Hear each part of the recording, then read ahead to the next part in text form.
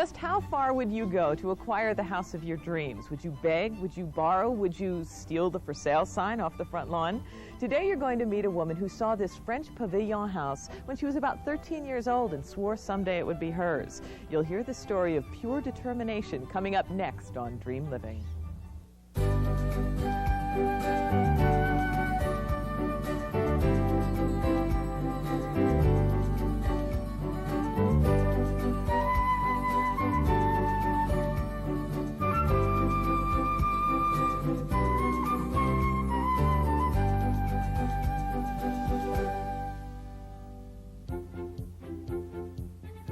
The story of this house is the story of a young girl's dream. Here in the lush green hills of Pasadena, just a few miles northeast of downtown Los Angeles, a well-to-do society matron built her dream home over a half-century ago. Called a pavillon or pavilion home, this stunning house was modeled after the French country retreats of the aristocracy. It was here a young mother brought her aspiring designer daughter and introduced her to the house that would change her life forever. Hi, I'm Jody Daly, and welcome to Dream Living. Today, I think you're going to have a lot of fun. I know I am. Penny Bianchi saw this house when she was 13 years old with her mom, and she said, you know, Mom, someday I'm going to live in that house. And your mom thought you were crazy, didn't she? Well, she didn't underestimate me, I must say. She said it wouldn't surprise me. Well, now, you drove up here, and it was a friend of the family's that had bought the house? Yes, a good friend of my parents bought the house, and my mother, knowing that I'd always wanted to be a decorator, wanted to show it to me. And she said, get in the car, I want to show you this house because my friend Marion and Walter bought it and they're going to ruin it. And we came up, we went through the house, and she explained to me how the lady had built it and designed it from this pavilion outside of Paris. And on the way out, I said, I'm so glad you showed me this house, Mommy, because someday I'm going to live here. Years later, Penny grew up to be one of the most respected designers in the area. And when the house that inspired it all came up for sale, Penny felt the call of destiny. Once the house was on the market, it had to be sold in probate, which is a difficult, scary way to buy a house. Rather than risk losing the house to another bidder, Penny launched her own one-woman campaign to acquire the pavilion. I enlisted my 3 daughters to steal every for sale sign that went up in the front so no one else would know it was for sale. And, you really did that? Oh, yes, we did. And I gave a reward to them and their friends, $10 per for sale sign. By the time we went to court, we had 14 William Wilson signs in our garage. And I figured they'd stop pretty soon because they were very expensive signs. When Penny and her husband Adam went to bid on the house in probate court, no one had come to bid against them. At last, the pavilion nestled in the arroyo, or dry riverbed, was theirs. When we got the house in court that afternoon, we dropped them all off at my real estate agent's house in the front yard. And she said, I knew the whole time it was you doing that. It's no wonder Penny Bianchi was in love at first sight when she saw this house. The house overlooks some of the most beautiful scenery in Los Angeles, including the world-famous Rose Bowl. With a breathtaking view of the San Gabriel Mountains, this pavilion stood out even in a neighborhood of stunning homes. But putting in the winning bid on this house was only the first step in realizing Penny's dream of recreating the magic of Paris in Pasadena. I left a little kumquats on the door. Oh, this is great. Now, let me ask you what the French pavilion style is. Well, the pavilions were where the royalty used to play with their mistresses. And they'd have their castles, and then they would have these little things out in the countryside that had very large rooms for entertaining and just usually one bedroom, where their mistresses, Madame du Barry or Marie Antoinette, whoever it was, and that was basically what they were for. They were entertaining pavilions. The first pavilion was built by Louis XV for his mistress Madame de Pompadour in the middle of the lavish gardens in Versailles.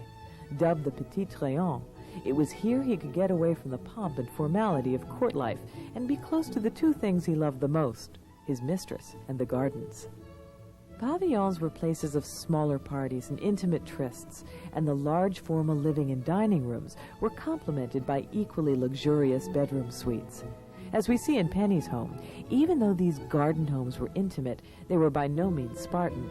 The rooms were meant to be light, sparkling, and extravagant, full of all the little indulgences royalty and their mistresses needed to have. The oversized foyer is a distinctive feature of the pavilion house. Elegant and spacious, the entry functions as the hub of the house. From the foyer, there are doors to all three wings of the home. But the magnificent home we see now wasn't always this light and elegant. The passing years had taken its toll, and the previous interior decorating hadn't aged well. The whole thing was sort of painted that drab, what we used to call in the 50s hospital green, and then kind of a dark flesh color. Really? And there really wasn't, although the house had tremendous natural light, none of it had been, taken advantage of. It had very, very heavy, dark green, thick, rotted draperies hanging on the windows, and which I would run. I love your adjectives. Thick, flesh-like, yeah. Dark, rotted. I mean, well, you're really painting a picture for us. Okay. Yeah, it was very dark and depressing. Penny Bianchi has transformed this house from Addams Family grim to a Baroque feast of the senses. When we return, we'll get an intimate look at the heart of the Pavillon house, the living room.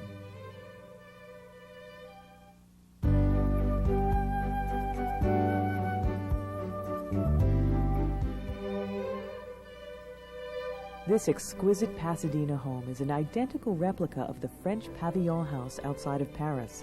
Designer Penny Bianchi's mission since she was a teenager has been to resurrect this once run-down gem to its original vision of light. Penny knew that to truly revive this hidden beauty, she would have to create an interior that would be bright and expansive. Like its inspiration in France, this house needed to have a flair for marrying the indoors to the outdoors. And here in the heart of the Pavillon house, she has succeeded brilliantly. The living room is at once both elegant and inviting. The picture window looks out over a C-shaped terrace that embraces the house and the arroyo beyond.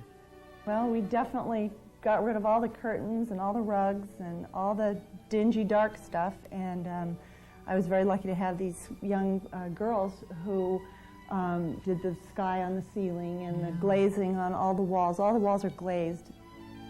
The ceiling is done in trompe-l'oeil, a French phrase meaning to deceive the eye, and was common in houses of the time. Marbleizing is another version of trompe-l'oeil. The paint is applied the old-fashioned way, with a feather, to trick the eye into seeing marble when really there's only wood. Of all of Penny's heirlooms, some of her most treasured are the collection of Vertay's paintings. Her mother began collecting the Hungarian painter Marcel Vertay's when Penny was young because the girls he painted reminded her of Penny as a teenager. This house was on a fundraising tour once to raise money for the symphony, and I pretended I was a guest and just kept circling through the house listening to what all the people were saying about my house. You toured your own Incognito. Incognito the whole 2 days. It was so much fun. But I was standing right here behind a gentleman who pointed to this nude painting and said, "That's Mrs. Bianchi." Meaning you? Meaning me. And I was quite startled. And his wife said, "How do you know?" And he said, "I know her and I know the whole story. That's her. Imagine having a nude painting in your own living room. Unbelievable." And off he went into the dining room. I was very amused. And the little docent from the symphony was all she could do not to just burst out laughing. Penny attributes her admiration for French design to her mother, who was a shrewd collector of antiques even when it wasn't fashionable. Much of the furniture Penny grew up with now graces her own living room. The sofas and chairs in the room have been recovered in recent years, and their classic design helps them withstand the tests of time. Penny is also an avid collector of antique fabrics, and on her own shopping sprees in Europe, she often brings home odds and ends of unique or exotic fabrics to create authentic accents in her home. These are an antique French fabric, and this is a Venetian I love that pillow. That's your favorite. I love favorite. that pillow. That is, there's something about that pillow. There's so many different textures in it and everything. It's a beautiful, that's hand-pressed velvet that they still do in Venice the way they have for hundreds of years. Now, is this different pieces, or is it just... No, it's one piece, and it's all hand-painted and stamped, and that's the Lion of Venice. We're particular fans of Venice. These consoles that stand under the mirrors by the entrance to the dining room are true antique finds. The original builder of the house brought them from Paris. They have only 2 legs and are meant to appear like built-in furniture and were very common in French homes of the 17th and 18th century. In an ironic touch, the Sphinx that stands on one of the antique consoles is actually a bust of Madame du Barry, the most famous mistress to King Louis XIV. Its final resting place is a home memorializing the place of the mistress. This is an authentic Louis XV mirror, one of a pair. Its mate hangs in the famous Frick collection in New York City. You know, this whole house looks, just the look of it from here, you can see the dining room from in here, and it just looks like there's a lot of fun here. Do you do a lot of entertaining? We do have a lot of fun here, and we love to entertain.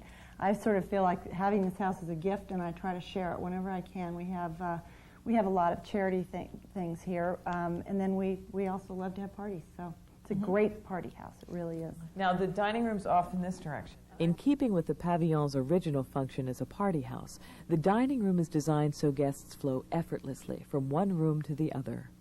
So now, how many people can you seat in here comfortably? Well, when we open this table up, it has 2 leaves, and it can seat 20. 20? 20, not with these chairs. Have to have smaller chairs. It seats 20. This is a great old table, too. My mother bought this in England about 35 years ago. With French doors that open onto the side patio and covered loggia, the dining room also manages to bring the outdoors a little closer without sacrificing any of the amenities. The light fixture is a one-of-a-kind baccarat chandelier. While baccarat is more famous for their crystal stemware, the rare chandelier is a collector's prize. Now, are these 2 of the pictures done by the same artist that we were talking about earlier? And yes, those were both from my mother's collection. That's the one that's visiting from my brother's. And they're the colors, obviously, I've had around me all my life, because they're all the colors that are in my house now and always have been. Penny has designed the dining room to nourish the soul as well as the body. Tucked in every nook and cranny are little luxuries to feed the eyes and fill the heart. Now, is this from your mother's collection? No, that was a Christmas present. I got that under the tree one day. I saw one very much like it in London that was extremely pricey, and I just happened to find this in a little antique store. It's actually the top of a 17th century Spanish secretary, and little drawers for secret papers. The many tiny objets d'art Penny collects on her transcontinental jaunts have found their perfect home here. In many ways, this loggia attached to the dining room is one of the most remarkable rooms in the house. The design of a loggia, with one or more of the walls open to the outside, further eliminates the division between indoor and outdoor space. Her guests can spill gently into the night after dinner, making their way onto the terrace and into the gardens. The effect is light, airy, and profoundly French. The choice of wicker furniture brings an element of informality to this room and emphasizes its garden-like qualities. The antique Italian pottery stove in the corner is yet another of Penny's discoveries. It's for precisely these reasons that Penny claims this is the most lived-in room in the house. Even in the rare Southern California thunderstorm, this room provides the most spectacular views without sacrificing any of the comforts of inside. So the living room is the middle section of the house, and this dining room is over to the right. Right. Kitchen's in back of us. And what's on the other side of the master suite is the primary part of the other side, and then there's one guest room. It was built as a 2-bedroom house, but the master suite has quite a few rooms. Oh, could we see that? Sure. That's my favorite room in the house. When we return, we'll take a look at the perfect boudoir for a dangerous liaison.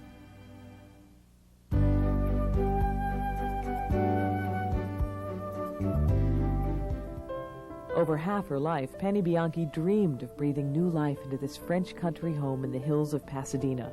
She had her work more than cut out for her, but of all the renovation projects, the bedroom was her favorite labor of love. Pavillon homes were popular with the nobility in the 17th and 18th century for formal entertaining. They were notorious for their informal entertaining, too. The boudoirs were the hotbeds of romance and political intrigue, rooms that were a combination of sitting room, dressing room, and bedroom. Like all boudoirs of the 17th and 18th century, Penny's bedroom suite has its own secret entrance from the main living room.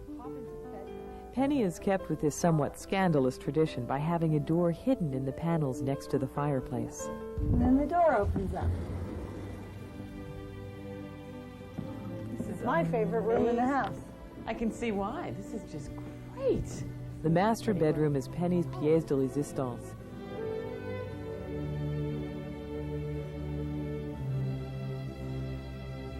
It's totally French, from the top of the chinoiserie, or Chinese-style motif, to the porcelain miniatures.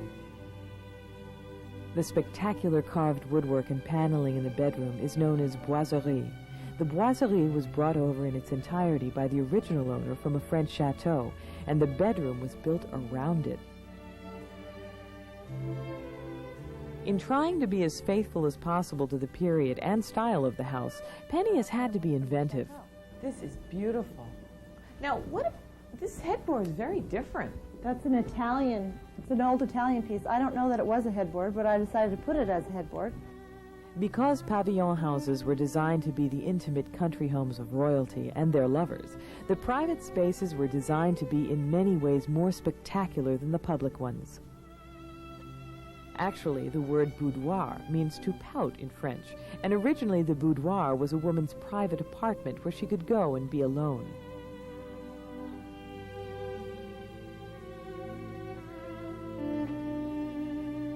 As with all the main rooms of the house, the bedroom invokes the spirit of summer gardens.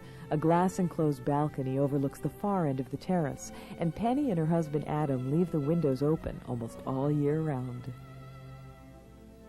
Some people ask me how I ever get out of bed in the morning. Well, I can see how you get out of bed, but I imagine I would spend a lot of time in this room, that's for sure. We do, indeed. Now, this is a whole suite, too. It goes all the way through, and what's back there? There's the ladies' dressing room and bath, and then there's a gentleman's dressing room and bath.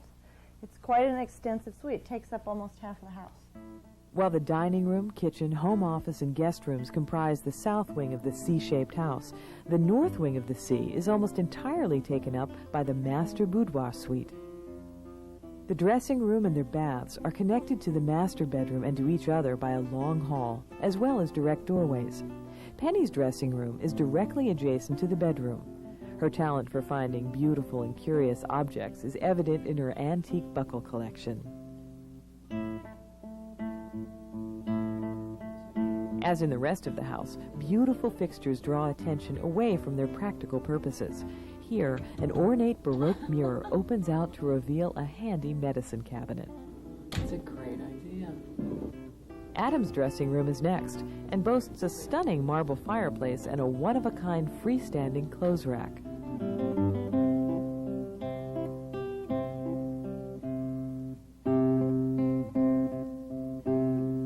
Farther down the wing after Adam's dressing room is another guest room and bath that overlooks the front of the house.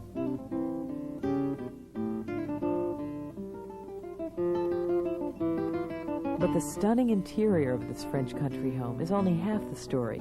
It is the garden of the pavilion that is the most distinctive and breathtaking feature, and Penny has labored to make her gardens a feast for the senses.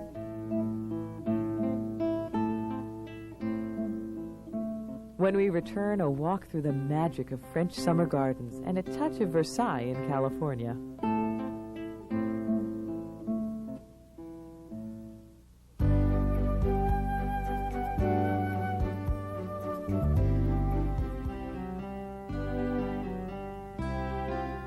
Of all the features in Penny Bianchi's pavilion home, the most stunning to visitors is her faithful recreation of a French formal garden. Penny often retreats into the garden for design inspirations. Hi, baby. Now, who is this? That's Georgie. Georgie, and That's Sophie. Hi. Down, Georgie. Don't jump on me. Boy, they must be very... And who's that? And that's Barney. That's Barney. Oh, this is gorgeous out here. As in many French country homes, the terrace area extends almost all the way around the C-shaped house. That way, no matter which of the main rooms you're in, you're only a few steps from the tranquility of the gardens. Gardens are an essential element in the pavilion design. Louis XV had a great love of the outdoors and moved the royal court to his country home in Versailles to escape the perils of Paris. Here, Penny has recaptured beautifully the spirit of eternal summers and peaceful gardens.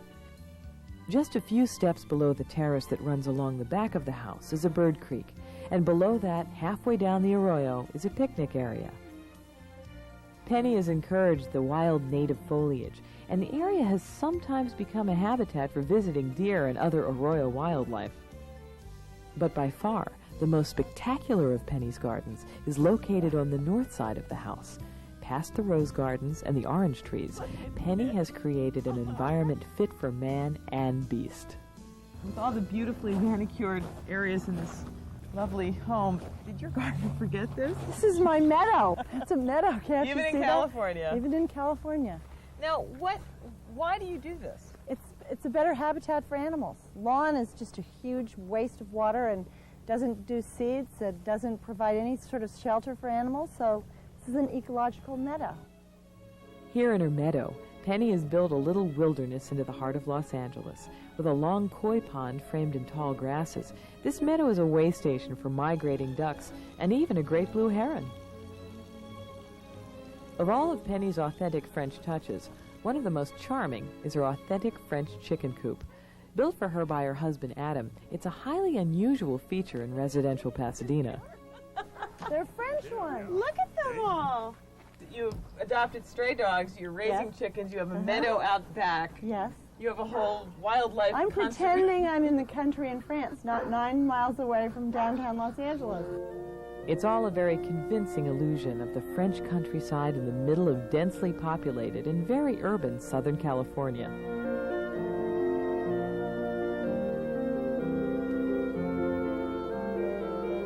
You know, Adam, I just want to know one thing.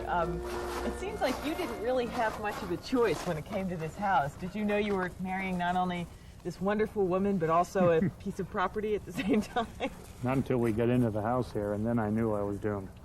The only thing that scared me was when we went to court and this big Bentley came up behind us. The man got out with a suitcase. I said, well, that's our bidder. And I said, well, we'll never get the house that we both like. And I was afraid to say it.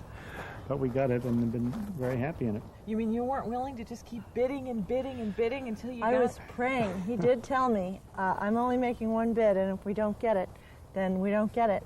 And I still like to think that if someone had overbid us, he would have saved it for me. It did make all my dreams come true.